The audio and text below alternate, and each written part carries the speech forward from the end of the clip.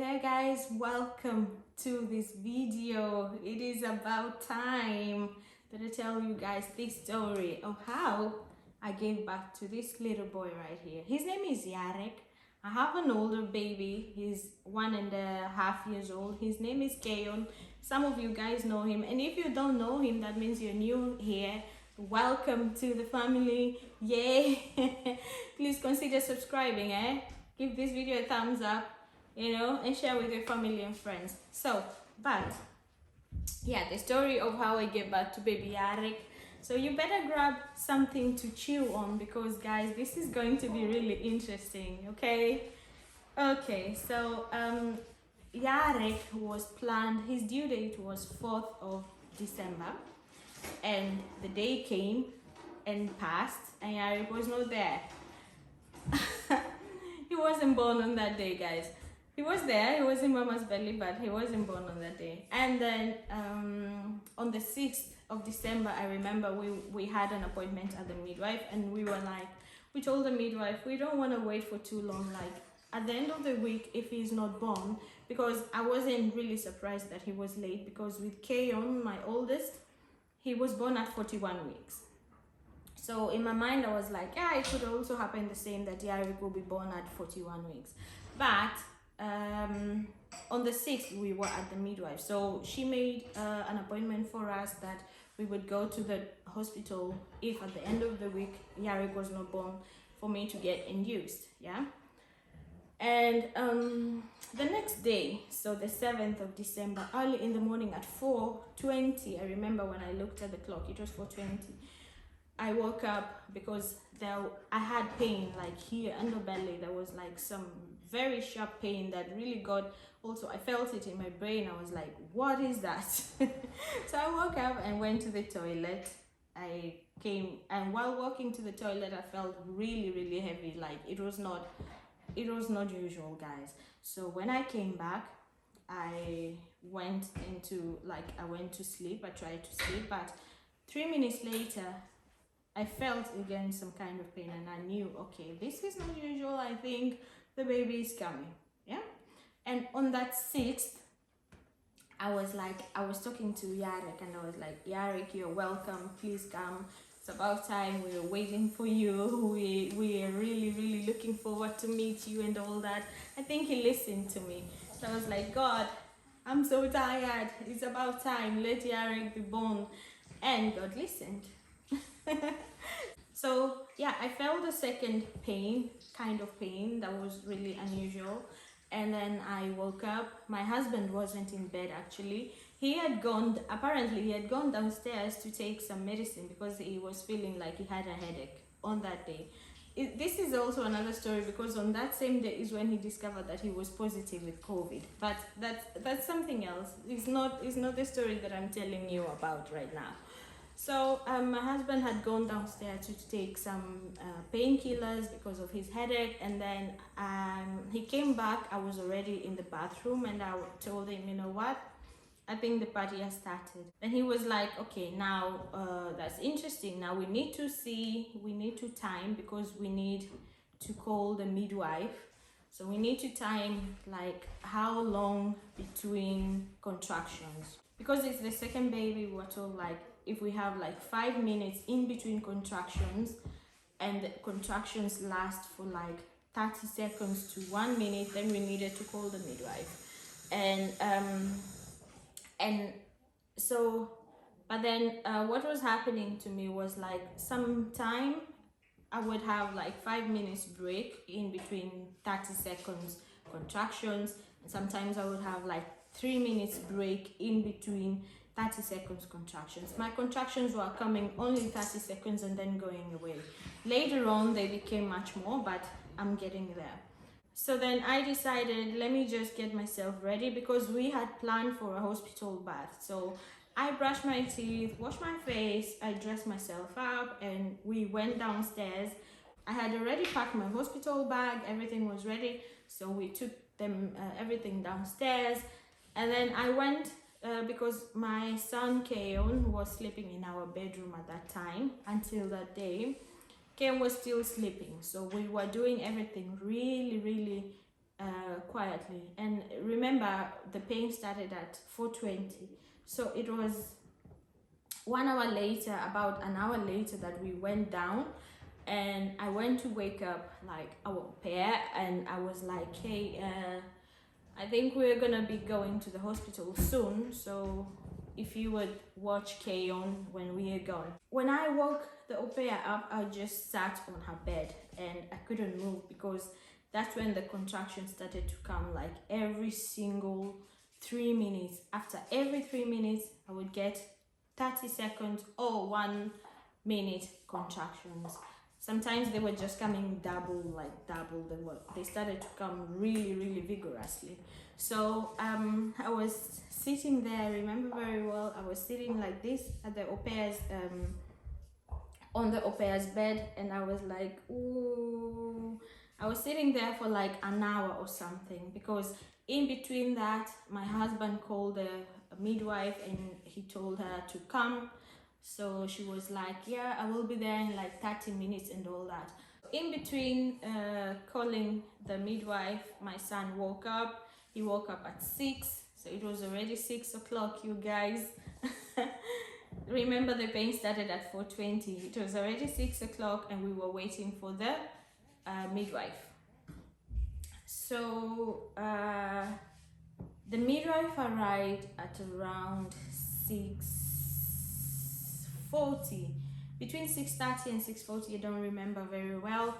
And when she came, I was in so much pain. This time the contractions were very, very, like they were hitting me really, really hard. When she came, I was still sitting on the au pair's bed. This is really interesting because I always remember it, and I'm like, yeah, because I was already downstairs. We are ready to go to the hospital. So then the midwife was like, yeah, I need now to check your blood pressure.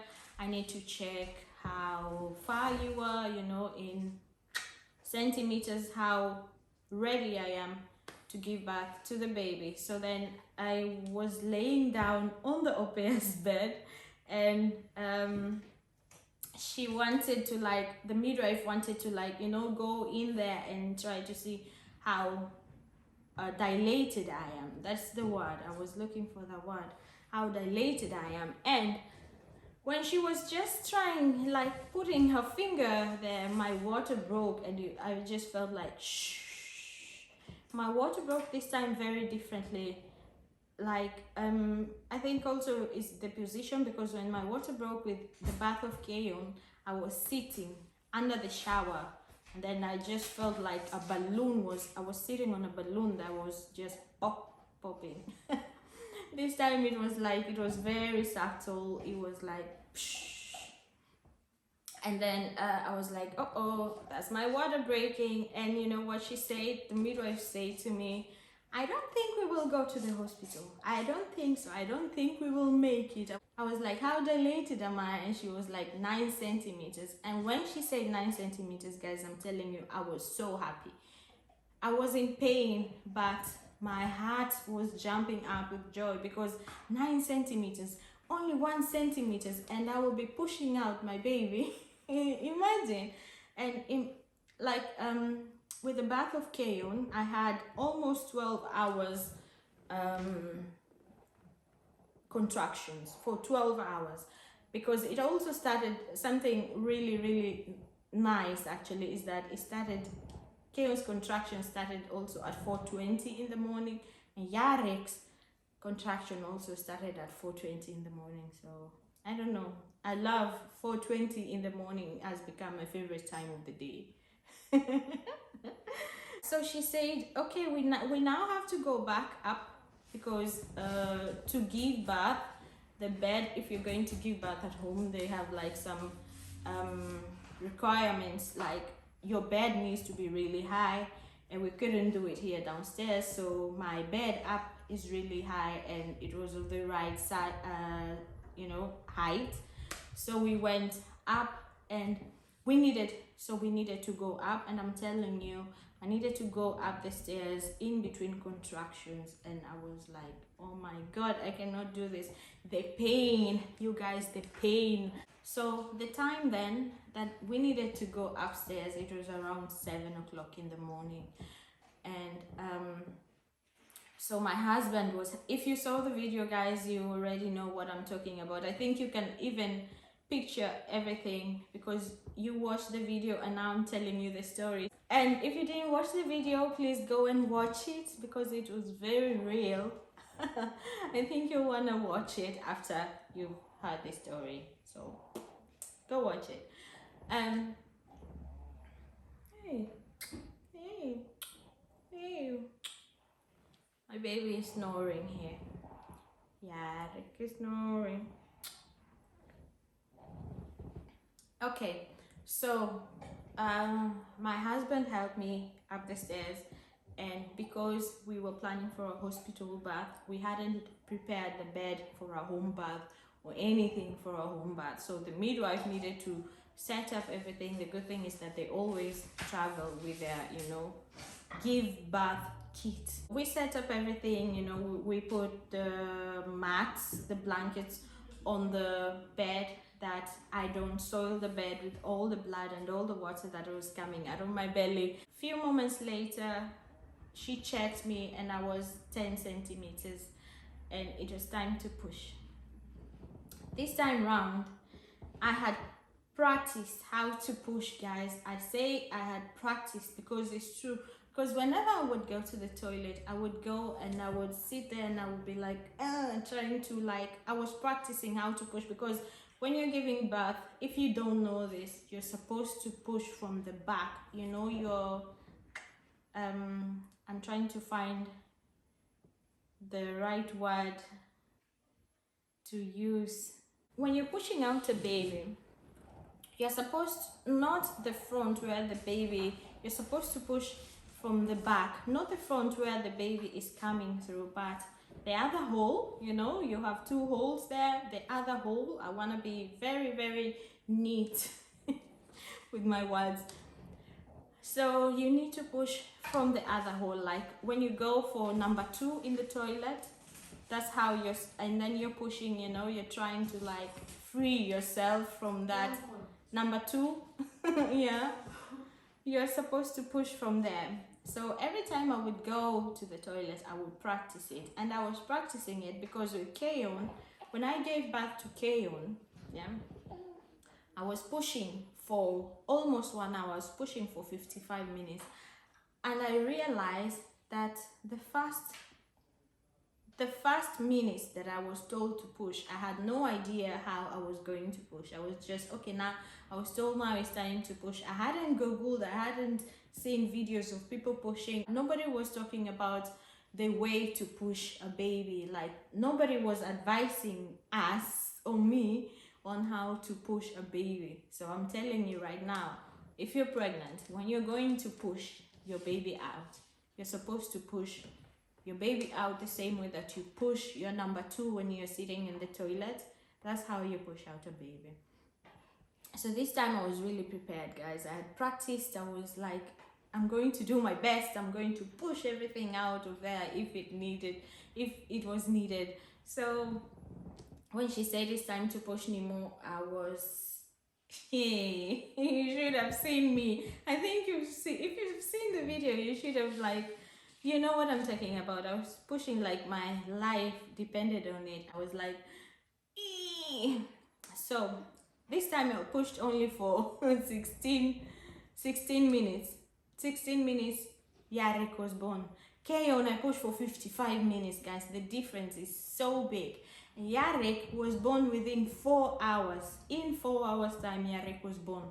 Because Jarek was born at 8:26. That he was already out. Let's just say 8:25, 8:26. The magic happened. My baby boy came into this world.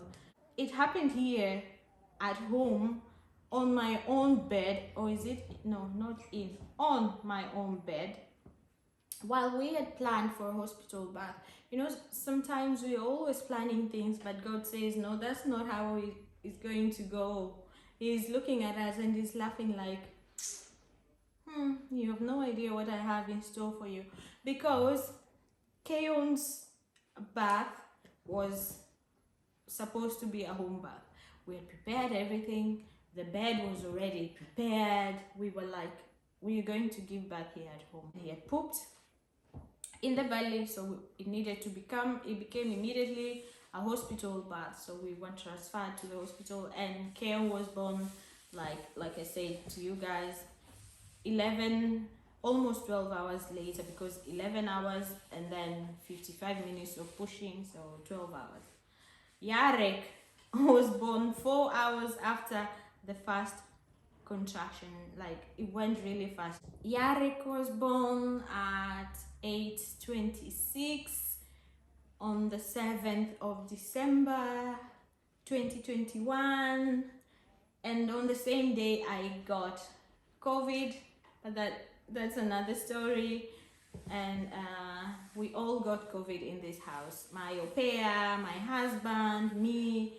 Only my children stayed really safe and healthy, and I thank God, really I thank God for that, because he protected my children. And I had no time to be sick. I just needed to like go take care of my baby, because in the Netherlands, when you give birth, you have because of your medical insurance, you are allowed to have like 49 minutes of postpartum care. A woman comes to your house and they help you with the new baby. So they help you with things like washing the baby, cook for you, some light household chores, you know, like clean the bathroom, clean the toilet, cook for you. I think I've mentioned that. Like, they take good care of you. They show you how to wash the baby. They show you how to breastfeed and place your baby, like the positioning of your baby while breastfeeding and all that. But because we got COVID, she would come only for 3 hours and then she would go. Okay, now Jarek has got the hiccup. He has pussy now in his mouth, and he's a little bit calm because he started getting fussy.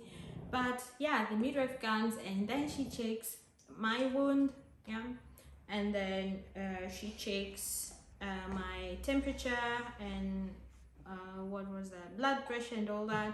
And she would also check like the weight of the baby, if the baby was growing or he was losing weight, and then she would also check his temperature and all that. And that's it. Actually, for only 3 hours she was allowed to stay and help us, while normally it is about 8 hours a day. So, and we had COVID, all of us, and it was really not easy. It was not the easiest days, but I was just really happy that my son was there and he was safe and he was healthy, and also Karen was safe and healthy. And few days later, we had the symptoms of COVID for just like few days, luckily. So yeah, it wasn't so bad, guys, those days. But the most beautiful thing is to just have my baby. Like, I gave birth to him so fast, like within 4 hours. It was just wonderful. So that's actually it. That's what happened, guys, and I'm really glad that I'm sitting right here, healthy and well, to share this story with you guys. Okay, thank you very much for watching. If you're new here, subscribe, okay? Join the family. And if you're not new, you've always been there. I know who you are. Thank you very much. Thank you. We love you, and we're gonna catch you in the next video, okay? Okay, like, share, subscribe, and I'll see you in the next one. Bye bye.